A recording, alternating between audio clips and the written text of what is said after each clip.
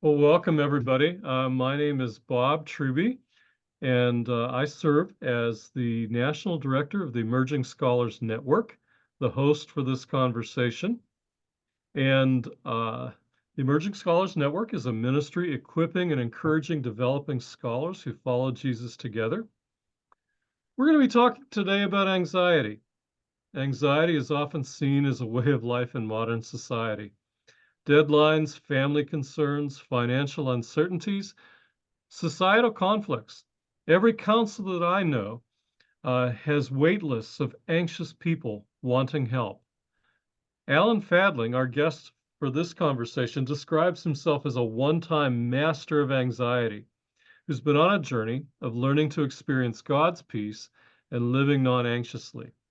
Now, before we start, I'm going to just touch on a couple of things. Many of you have heard this before if you've joined us for past conversations, and I apologize for that. We are recording today's conversation, and if you prefer not to be recorded or photographed, you might leave your mic muted and disable your video. By continuing to participate in the conversation with your video and audio enabled after the recording begins, you consent to allow InterVarsity to use the recording and any screenshots of our conversation for InterVarsity ministry purposes. I'm going to stop the recording for a moment to allow you to disable your video and audio if you prefer not to be recorded.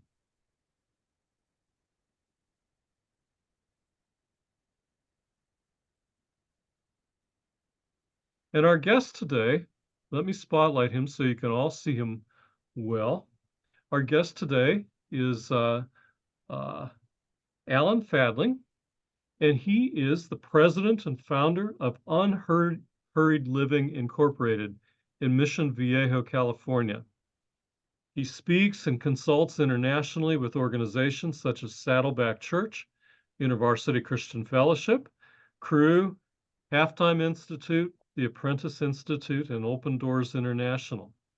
He is the award-winning author of An Unhurried Leader and An Unhurried Life, and he's co-author with his wife, Jem Fadling, of What Does Your Soul Love? So, Alan, welcome to our conversation. I'm glad to be able to be with you, Bob, and with the rest of you. Yeah, well, I am so glad you could take the time to be with us today. Um, I just loved your book. I'm really delighted we get a chance to talk about it. It's just recently been published, and so hopefully we can help get the word out about it a little bit. Well, thank you. I appreciate that very much. Well, I wonder if we might start. There were a lot of unhurrieds in the introduction, and I wonder if you might help us to understand a little bit about unhurried living as a ministry and how this Yeah. book fits into the ministry of unhurried living. Yeah. So, I wrote An Unhurried Life a little over 10 years ago, and that book begins with the line, I'm a recovering speed addict. I'm not talking about a drug, I'm talking about my soul. So this has been a very personal journey for me. And this book, A Non-Anxious Life, grew out of the insight that the longer and the more often I spoke about hurry, the challenge of hurry, our modern struggle with hurry, the more I spoke about that theme with leaders, the more I realized for many that struggle with hurry is a struggle with anxiety. That anxiety is a very common form of soul hurry for many leaders. Yeah, I I think Dallas Willard said some things about uh, working to relentlessly uh, eliminate hurry from our lives. Uh, Yes. and I've always that word has stuck with me. Not that I've always practiced it, but Yeah. I already mentioned in the introduction to your book, you talk about yourself as a one-time master of anxiety, and also as an anxiety zombie. I wonder if you might tell us a bit about that and what got you started on this journey toward a non-anxious life. Yeah. So I share in the first page or two that, my mother grew up in a post-World War II Midwestern orphanage from the ages of 4 to 14 with her older brother and sister. if you grow up in an orphanage, you learn anxiety. There's no big Mm. surprise there. Well, that little girl grows up to become a mom, and she has a firstborn son, me. And I took on and took in our anxious way of living, so that it became sort of my operating system. And I could quote all of the verses that say I probably shouldn't worry, that it's not going to do me much good, that all of that. But still, I would have to be honest and say that anxiety has been present for me in a Mm. lot of what I've done in ministry. Yeah. Yeah. Well, tell us what got you started on this journey toward more of a non-anxious life. Well, I remember you mentioned Dallas Willard. One of the things he had said more than once, and I heard him, was that, anything you could do in anxiety, you could just do a lot better in peace. And I thought, of course, Dallas was famous for those sort of time bomb sort of sentences that would sink in and kind of Hmm. explode your perspectives. But what was odd was when I heard that sentence, something in me wasn't sure I bought it. I was afraid that, gosh, if I don't have my anxiety, will I work as hard as I've worked before? Will I strive for the same standards I've striven for before?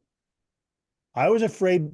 Well, what I believed was my anxiety was somehow an asset that I couldn't be without, instead of a liability, as Jesus essentially says. So my journey was to discover, is a non-anxious way a better way, a more fruitful way than my familiar anxious patterns of life and work? Well, I want to ask you about that a little bit. I mean, I have always heard people talk about this idea that there are certain kinds of anxieties, like the anxiety somebody has before they're getting ready to speak, Mm, or before a performance. I sang for many years with a choir, and I just always remember the moments before you sang those first notes. But it and how that both, you had a certain anxiety about it, and yet at the same time it really had you sharp and at your peak. And I often heard people talk about using that. Is there ever a place where anxiety is okay, or is a good thing? I think what you're describing is very real, and it's something I've experienced too. The way I might put it is, anxiety and genuine care are very similar looking. In the book, I say anxiety, well, our family equation was anxiety equals love. Like, that's how you prove you love. You have to Okay. frantically worry about somebody. Then Ah. they know you love them. I've come to think that maybe a better equation, a more accurate one, is something closer to anxiety equals love minus God. So it's sort of like, this is what my caring looks like when God isn't very richly in the picture. So to your example, actually, I think anxiety is energy, God-given energy, just sometimes misdirected. Hmm. So what I could do is direct that toward God and with God, in your example, in an opportunity I have to be of service, so that it's not so much the anxiety that's energizing me, but it's the energy that was being pointed in the direction of anxiety now gets to be pointed in the direction of a good thing I get to be a part of. Hmm. That's at least how I've come to think about it myself. Okay. Okay. You know, is the goal a non the goal of a non-anxious life to be sort of anxiety free? I started writing this book kind of hoping somehow I'd land on the plateaus of peace where never an anxious thought or feeling came my way, but that has not been my experience. What has been my experience is that I can learn to take my anxiety with me, just not put it behind the driver's seat. Maybe let it have a seat in the back seat of the vehicle of my life. And so, no, I wouldn't say I never ever feel the physical or mental or emotional realities of anxiety. What I do find now is that it's not driving me the way it used to. Hmm. And I am able to see it with a little bit of perspective. And I can have compassion on myself for these anxious movements that arise in me. Yeah. Uh, You talk about worry as the practice of the absence of God. How do we begin to learn to practice the presence of God with our worries? Yeah, that has been a helpful way for me to see it, to realize that the concern that arises, that feels anxious in my physical body, in my emotional life, in my mental life, the energy of that anxiety can be pointed in the direction of good work. So I think this idea of anxiety is practicing God's absence, and I would say then prayer is the practicing of God's presence. Prayer is that sense of communion, that with Godness of my life. So this again is the idea of taking the energy that arises me in the form of anxiety and finding a way to point that in a different direction. Point that in the direction of God. God, I'm worried I won't have enough for this. I'm worried I won't be enough for this, or whatever form that anxiety takes. But you're with me. You're my shepherd. I will not be alone. I will not find myself in a place of want. That's the spirit of that Psalm 23 opening line. Hmm. And so that has helped me. So I can stand up to speak to a group and feel familiar anxiety. Oh no, how's this going to go? But more and more, I'm able to point that in the direction of, but I'm doing this with God and we're doing this together. Ah, And ah. God will make this good. And I may still feel anxious for quite a while for the first chunk of time that I'm speaking, but maybe that's not the most important thing. I know, there have been points in my life, and I know other people who really struggle with anxiety being almost this inescapable it seems like an inescapable feedback loop. You just keep going Mm. over and over and ruminating on the things that you're worried about, and you can't somehow get your head out of it. Does that make sense to you? It, And and well, it, how and it how does. how does what you're talking about help a person who's caught in those kind of feedback loops? Well, I have to say that that is a very familiar place for me. If you were to talk to my wife, she would talk about my habit at times of looping and ruminating and rehearsing and going back to the beginning of that Yep. loop and doing it again and doing it again, as though one of those loops I'm going to get it solved. One of those loops is going to get me to the end of this thing. And so again, for me, what has been a habit of anxious rumination, I've been learning how to turn that into prayerful meditation. Hmm. That the thing that I was just in a little loop in my own head, in my own emotions, with little sense of God with me in it, as I've learned to sort of look outside that loop and see, oh, wait, God really is with me. Emmanuel is real. That has sort of untightened the loop, kind of loosened the cycle a bit, made it a little bit more breathing room for me in emotion and thought. Mhm. And little by little, it's not as confining as it has felt in the past for me. Hmm. That's helpful. I love the substituting meditation for rumination and that idea. Um, one of the things that was interesting in your book was, you talked about various Goliaths of anxiety, and one of those being our smartphones. I wonder if you might say more about that and what you'd recommend. Yeah, I'm old enough to remember a time where the only phones were wired to walls. There Yep. was none of this portable, portable. I call it a virtual omnipresence device. This thing. Yeah. None of us were made for omnipresence. There's really only one who's good at it. Yep. And that kind of expectation, like I'm supposed to be responding to every single note and message and email and call and whatever within a small amount of moments, that's rather stressful. And so it's been good for me to decide, will I relate to this device as the servant that it is, or will I let it be a master to me? that makes an immense difference on my anxiety level. So there's this wonderful spiritual formation feature on this device. One version of it is the airplane mode, and the other is the off button.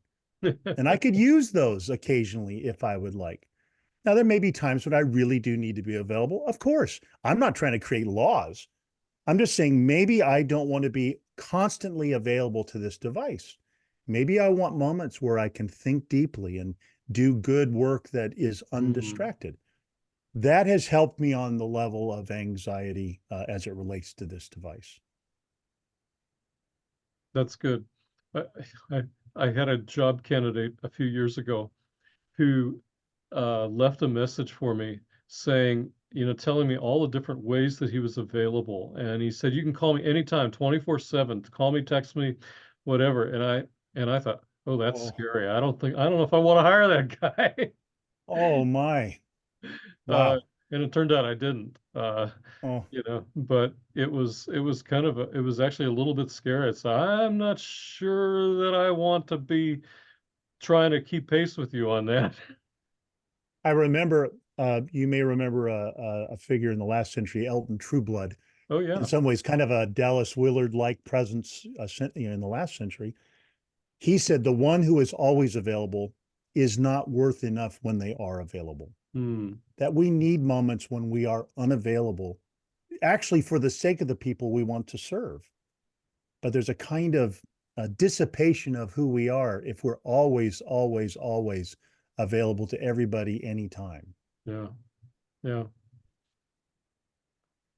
We're living in troubling times. Maybe human beings have always lived in troubling times, but it certainly seems like that's the case in our own times. I felt like turning the calendar over to 2024 was particularly, it was like, oh boy, here we go.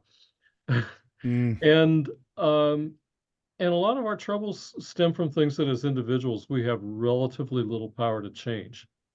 yeah, How is living non-anxiously different than living in denial of the times that we live in? yeah. I think that's $1 million question.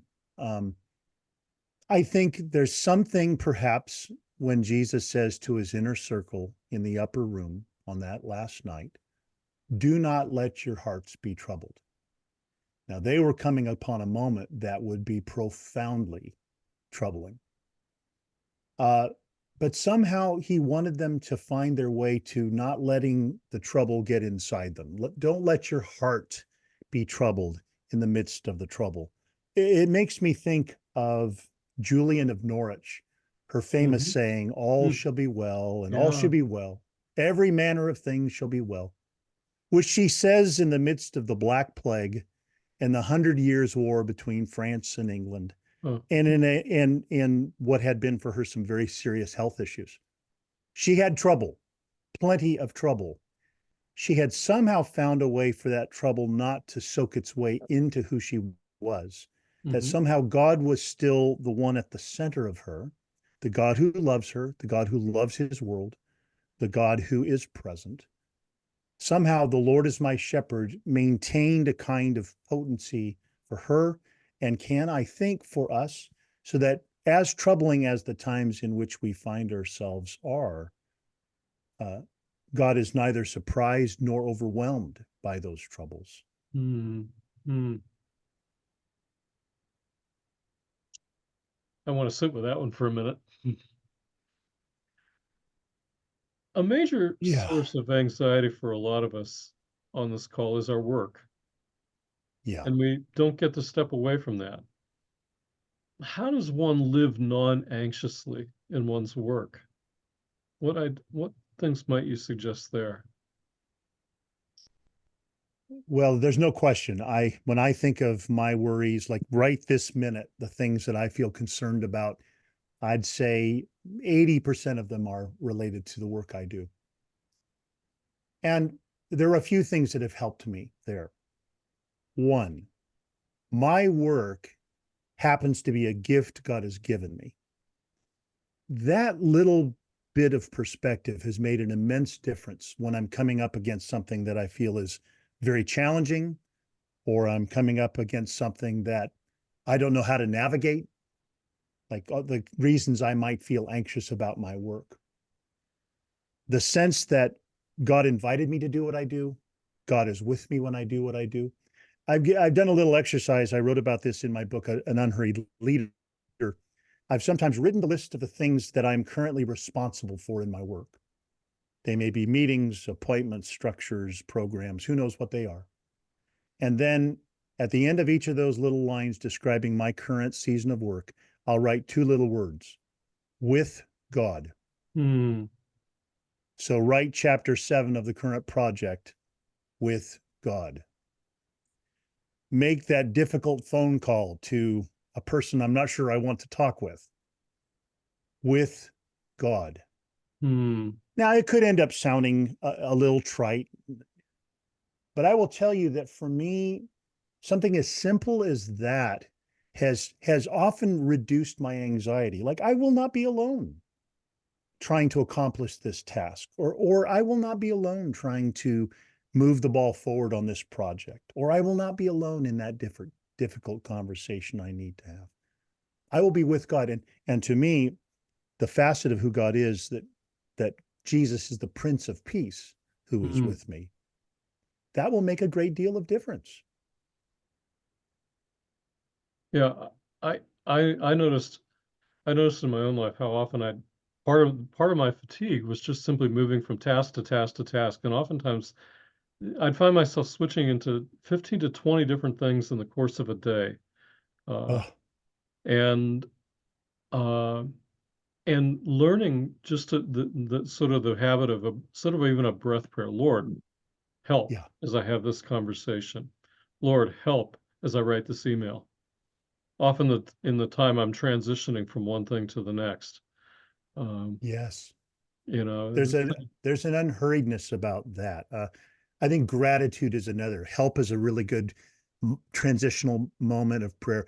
Gratitude is too. Just take a moment to say thank you for the help God just gave you. Can make an immense difference in your level of anxiety or peace in a day. yeah, you reminded me of Anne Lamott, who said sort of her three Yeah, prayers were help, thanks, and wow. I love the simplicity of that. That is so good. I do too.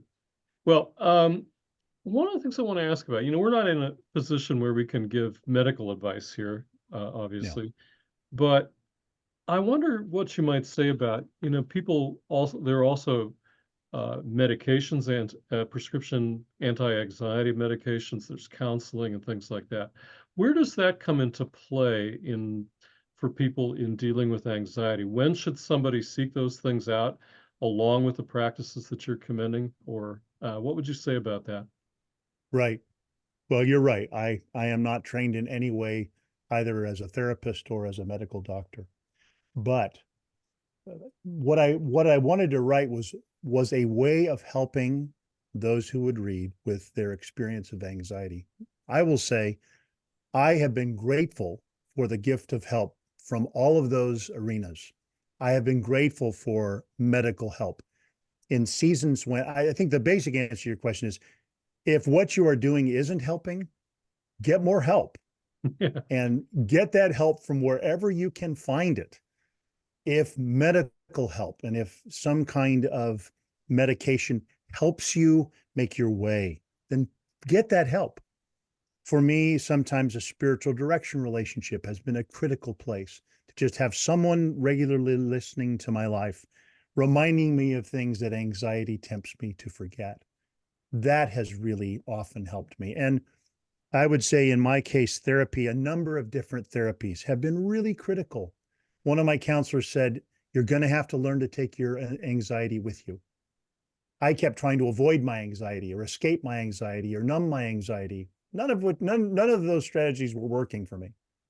You have to take it with you. Just don't put it in the driver's seat. So my that's a long response, but get the help you need from wherever you can find help. I think that's good sound advice. And hey, we're going to take a break here and let people know about the book that we've been talking about today and how they can get that actually at a discount. So let me pull up my other screen here.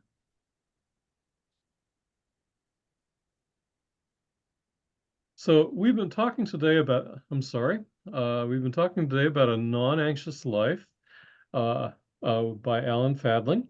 And you can purchase it from InterVarsity Press. And there's a web link in your chat with the link for the book at a 25% discount with free shipping if you use the code IVPESN at checkout. And that'll be good until January 23rd, a week from now. So I'd encourage you to pick up the book. It's a great read. A lot of the things we've been talking about here, we're just touching on the wealth of good things that are in the book. Hey, so with that, we're going to go ahead and turn to questions here. I think we may have already gotten some things in the chat here, and I need to take a look and see what we have here. Lisa just commented that she loved the image of taking anxiety with us, but putting it in the back seat rather than the driver's seat.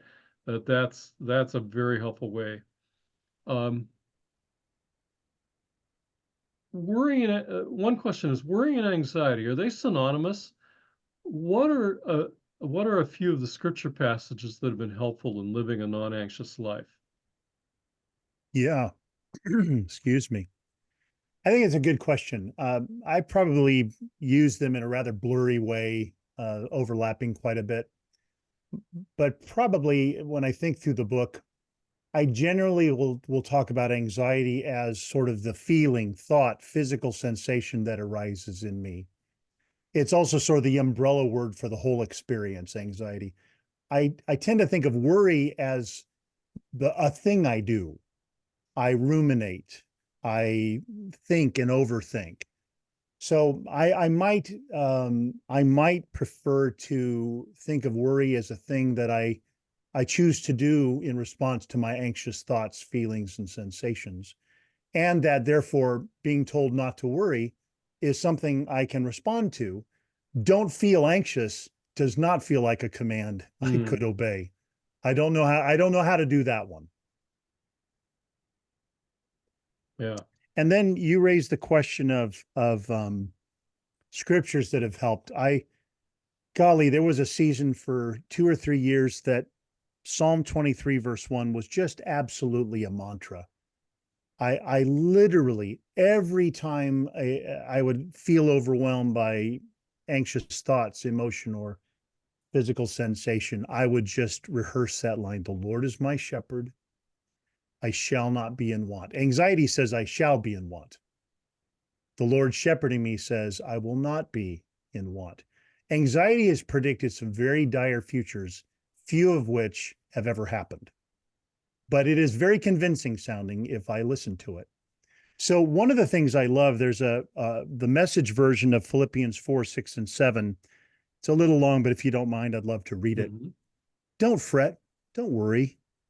Instead of worrying, pray. Let petitions and praises shape your worries into prayers, letting God know your concerns. Before you know it, a sense of God's wholeness, everything coming together for good, will come and settle you down. It's wonderful what happens when Christ displaces worry at the center of your life. I love that last phrase. It's wonderful what happens when Christ displaces worry at the center of your life. I love the image of displacing, like it's a replacement of, it's not a getting rid of, it's like crowding it out. Christ somehow crowds out the anxiety from taking center stage in my emotions and thoughts. I have a comment here from somebody who wants to remain anonymous, but says, as I think about the things in my life that might cause me anxiety, more little t's compared to others with big T's, I'm challenged more than before to recognize my own ethnocentrism and how that impacts my experience and the ability, let me scroll down here, the ability to handle my anxiety differently. How successful I would be, or how successful would I be if I were living in a situation where I was facing starvation, etc. I don't know if you have any comments about that. And it sounds like a lot of it is kind of figuring out the little T's and the big T's in our anxiety. Yeah, I think that is a very fair comment. I sometimes look at my anxieties and think, golly, a whole lot of them are pretty first world worries, you know. But I will say this too.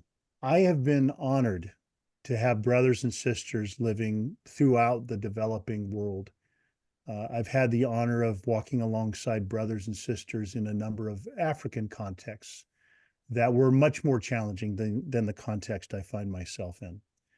Walking alongside brothers and sisters living in parts of India where it is very hard to be a follower of Jesus in those contexts. And here's what I would say. They teach me about peace. There's almost a sense I get from them that because things are so much more life and death and critical than my shallower worries, I guess I might call them. There's something about their ability to find God's comfort and care in the midst of profound challenge that speaks to me in a way I need. I benefit from them. I need their mentoring. I need them to be counselors to me. So I'm not in any way making light of how hard life is for some in our world. What I'm saying is, in many ways, they seem better at this than I am because the stakes are higher for them. And I learn from them because of that.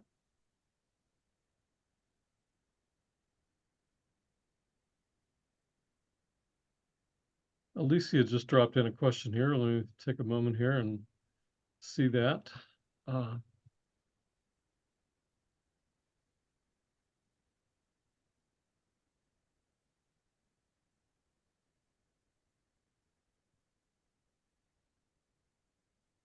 She says, I'm interested in how we can do this in community. Are there particular church or community practices that help us create non-anxious environments and institutions? You know, is it just a personal journey, or are there ways communally that we can help each other? Yeah, I appreciate that question. I think there is an element of truth that as we learn to live non-anxious lives in our own journeys, and we bring that together in community, that will make a difference. What I would say is having sisters and brothers alongside me who can remind me of what's true when I forget what is true, who can speak words of peace to me. I've for the last 5 years, I've been a part of an Anglican church communion, and therefore there is a liturgical kind of approach to the way we live our lives in worship. I love the language of blessing. I think being able to learn to speak words of blessing to one another. Words of blessing to me are like outwardly substantial reality spoken to one another, reminding one another of what is true. I really do think that the greatest gift we can give to the others with whom we're in community is our own growing non-anxious life. And the community is often the help that God uses to enable me to live the way I want to live. So I don't think it's individualistic, this life I'm suggesting. I do think it's lived in community. I think it's lived in fellowship. I think it's lived in mutual encouragement. That's at least been my experience. I've needed others around me to help me live the way I'd like to live. We have a comment here. I've heard some say something to the effect that they have no one else to turn to but God, whereas we think we have resources to fix our problems. Yeah. Yes. That to me is a way of sort of translating why it's hard for the rich to be saved. You know, when Jesus, when you're rich in ways that sometimes we've measured that, it's partly that we imagine we have a lot more resources to do this on our own than we actually do. one of the gifts for me of journeying along the way and getting just a little bit older over time is realizing actually needing help is one of the great things about being human. Hmm. That is not a liability. That is not a bad thing. That is a good thing. It is how I have been made. I need others. I'm a member of a body, but only one part of that body. And I cannot function healthy or whole alone. I need the rest of God's people. So I think maybe another way I would say that is I think growing in grace, to use a phrase Paul encouraged Timothy to do, in part involves realizing how much grace I need, how many different ways I need God to be generous and present to me in my life.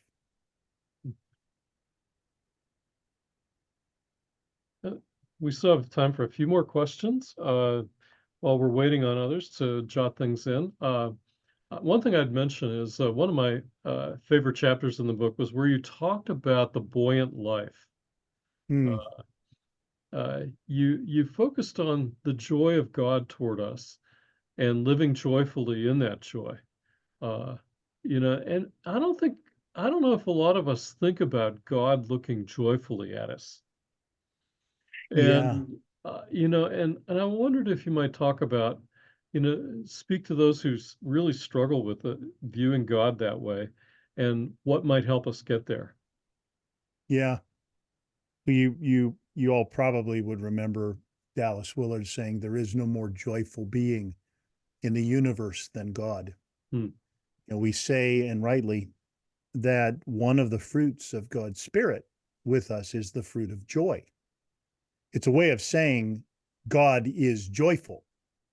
It's not a thing he does to us.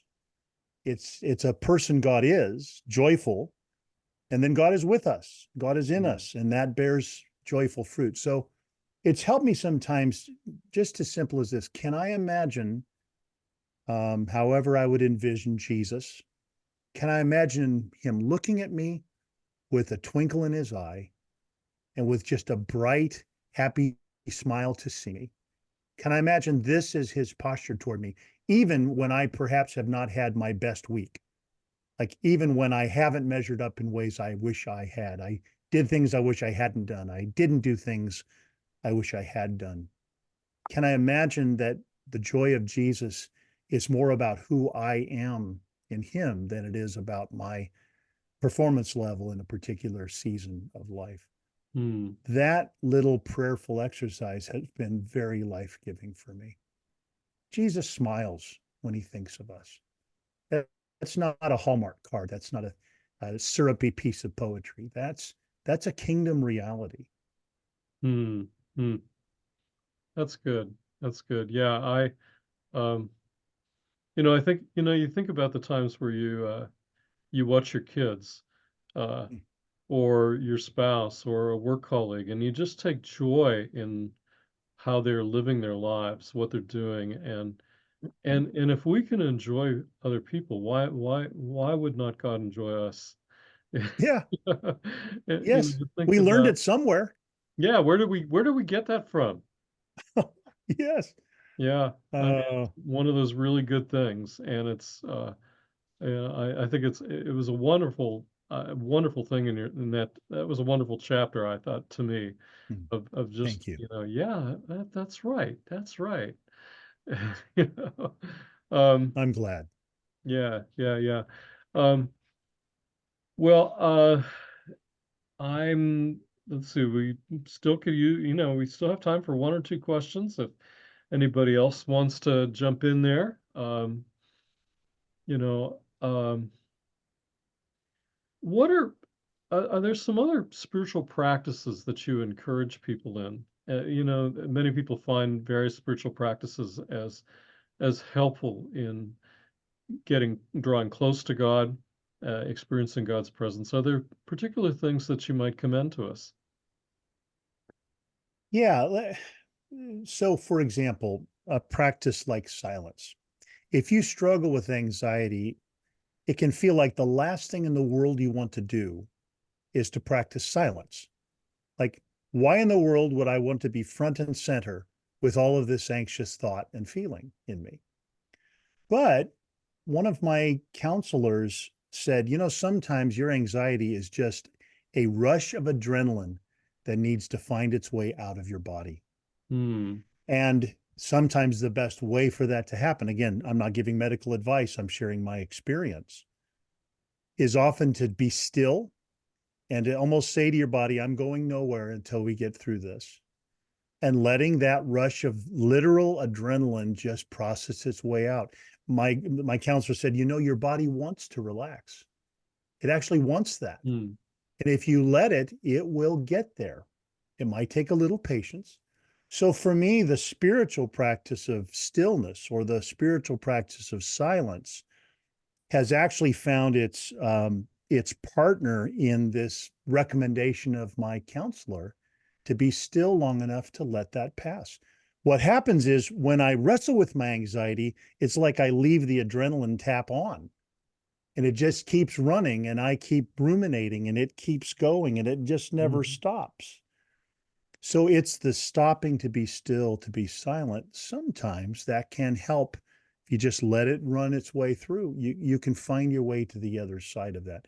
There are some who say this is a way, for example, to deal with a panic attack right in the middle of it.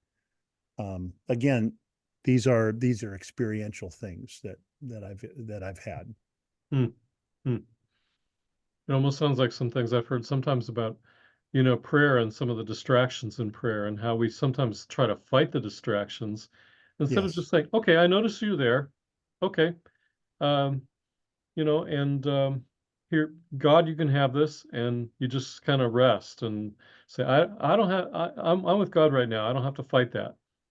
Yeah. Maybe another way I would say is I realized one of my big problems was not that I was anxious, but that I was anxious about my anxiety.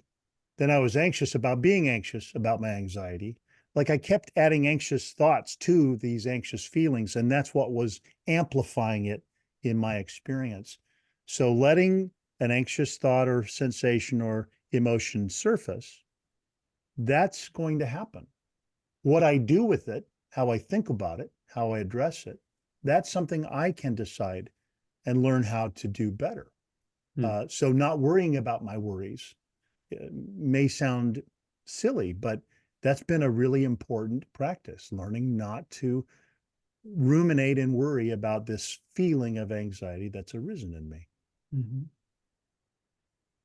This will be our last question. One of the challenges this person shares is how to openly discuss topics like anxiety and other mental health issues with Christians.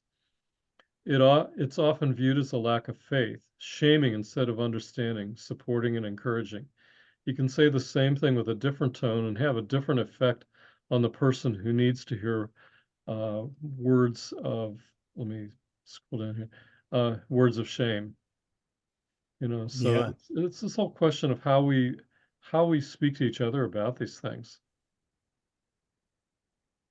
Well, I've come to the conclusion that one of the things I need to do in service of those that I am a pastor to, or a mentor to, or a friend to in Christ is to be honest.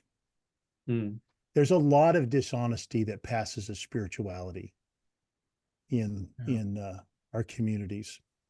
I was raised to be a pastor in a context where the implication was you are perfect or you'd better pretend to be perfect. Hmm.